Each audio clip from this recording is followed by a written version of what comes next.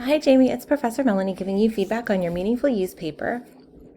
So again, I like to give video feedback. I'll try to keep it a little bit shorter this time since I've given some really intense videos in the past. So overall, I really enjoyed your paper. You captured meaningful use very well. It was originally intended to be super helpful, and then it I mean, I'm sure it is still super helpful, but it ended up being a component of documentation that hospitals and offices are using to help meet goals, but also, sometimes it just feels like it might be just to click a box, even though that's not what the intent seemed to be.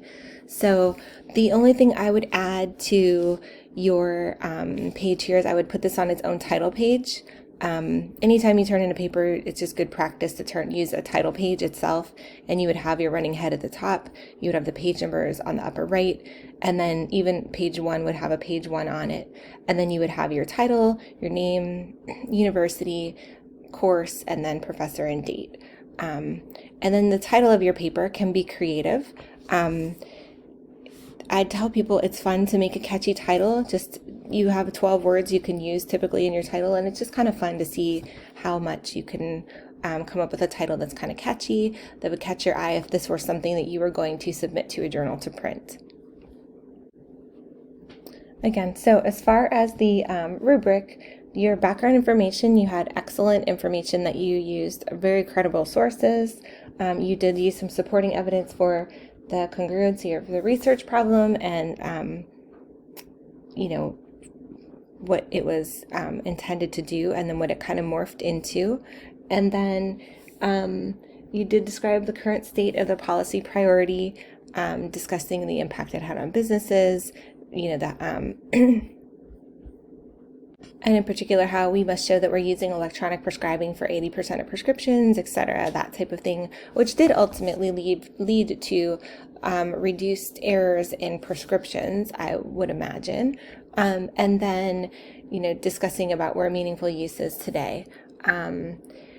Sometimes it seems to be that all or nothing approach where we're submitting everything in and then we're getting that scoring system. But overall, there is some meaning to meaningful use, right? It's just sometimes things with electronics kind of change into a little bit more than what they were intended.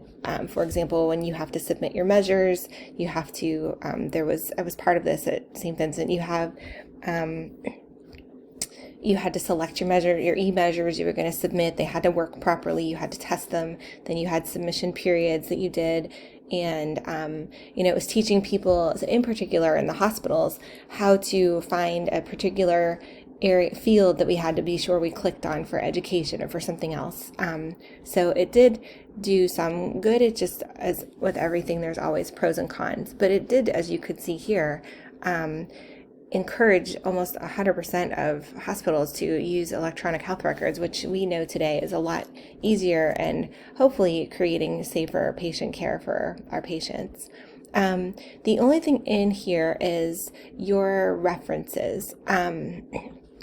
You want the top line to be over and the second line to be indented in, and I could show you how to do this sometime if you want on Zoom, or you submitted a PDF, so I can't show you in your paper, which is not a problem, but I would be able to normally just kind of edit that for you. And then, just some of your AP formatting, you just want to make sure that if this is the EP Lab Digest is the author, then you want to put a period after that. And then you put December 2009, a period afterwards. And then the economic crisis and healthcare coverage, you would just put a period because that's just the title of the article. And then remembering that we don't need the capital letters in every word in the article. And then we would just put a period, and then we would just put the website after that.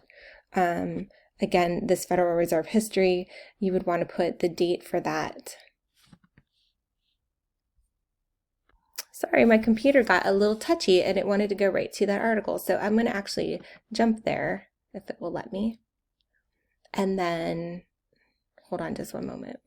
You can see that this article, The Great Recession and Its Aftermath, was from 2007. So that is where at least that link takes me to. So if that just be mindful of that when you can click on those links, that they should take you right to exactly what we want to be at. And then at the bottom here is where you would get your date from, where it says written as of November 22nd, 2013. So again, to finish off the rubric, your research component was clear. You did have good information that led into one another, so it's organized. And the only thing I would add is to use you would want to use the title page. You could use an abstract. If not, then on the first page after the title page, you would have your title again written above here on its own page in bolded letters. And then one thing you can do with your papers is use healthcare header, what we call level headers. So you could have your introduction on, the only thing I might have done is had an introduction here that says, meaningful use is a part of American healthcare created by, the government. It's been, it was enacted in this year.